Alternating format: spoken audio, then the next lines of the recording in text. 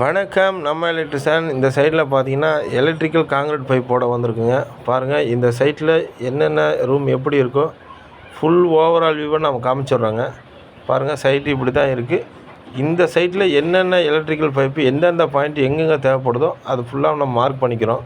Next என்ன எல்லா மெட்டீரியலை கொண்டு வந்து ஃபஸ்ட்டு நம்ம பிரித்து வச்சுட்டு எங்கெங்கே எந்தெந்த பாயிண்ட்டு நம்ம என்ன வேணுமோ நம்ம ஃபஸ்ட்டு ஃபார்மெட்டு மாதிரி தாங்க. எங்கெங்கே எந்தெந்த பாயிண்ட் வருதோ அதுக்கு நேராக அந்தந்த பாயிண்ட்டுக்கு நேரம் மெட்டீரியலை வச்சிடறோம். ஏன்னா நமக்கு நாளைக்கு சப்போஸ் போடும்போது மறக்காமல் இருக்கணும். ப்ளஸ் எல்லா மெட்டீரியலும் பர்ஃபெக்டாக ஆட் பண்ணணும். ஏன்னா நாளைக்கு எந்த ஒரு ப்ராப்ளம் உடைக்கிற மாதிரி வந்துடக்கூடாதுங்க.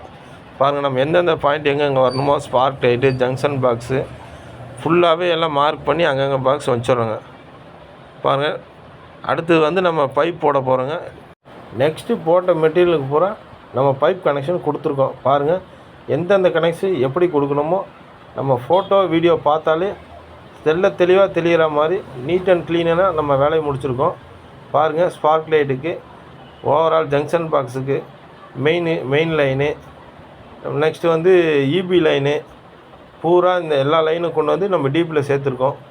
ஹாலில் 2 ஃபேன் பாக்ஸு, 2 ஃபேன் பாக்ஸுக்கு லூப்பிங் மெயின் போர்டில் கொடுத்துருக்கோம்.